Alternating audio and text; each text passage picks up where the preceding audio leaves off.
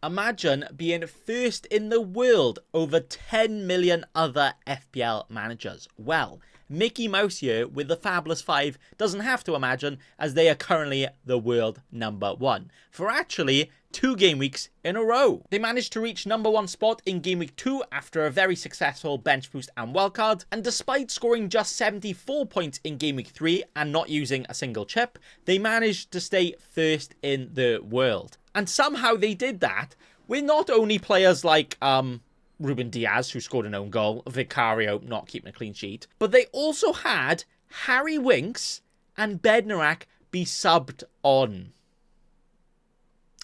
Those two combined for a mighty 2 points, and he also had players like De Bruyne, who's taken up a lot of money and only scored 1 point last week. Right, I'm looking at this team, and I'm thinking, this person is currently world #1.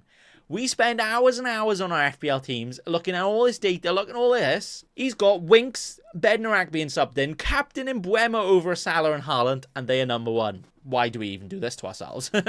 No, obviously, if you are going to be world #1, you've got to take those risks and you just got to go all out, right? So that's why they went for an Mbuemo, which, although looked pretty good, with 14 points and a brace from him, it obviously wasn't quite as much as a Salah and a Haaland. And they do, I guess, have some more riskier players in their team, like a Vicario, like a Ruben Diaz, like a De Bruyne, like a Welbeck, I guess. But the fact that they started a Van de Ven, who didn't play because he got injured, and they actually started Vestergaard, yeah, that just shows what are they doing. But what am I to say, because this guy's first in the world and I'm not. What they do have, though, is 3 million left in the bank. So yes, this team's not looking too great, right? But you could transfer a De Bruyne to a Palmer, to a Saka, to anybody like that. And they could even afford someone like a Vestergaard or a Bednarak to like a Trent, and all of a sudden this team's looking a lot sexier. But overall, obviously a very good start from them. I'm not too sure if they can keep it up, because, you know, you look at this team and you don't think it's going to keep it up, but also this is the exact type of team that ends up winning FPL, because, you know, the most simple and most predictable things,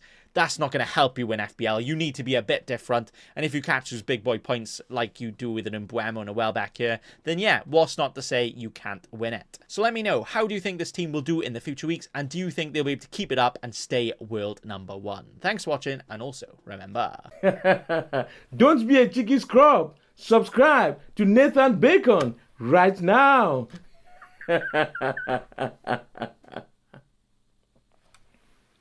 Don't let your memes be dreams.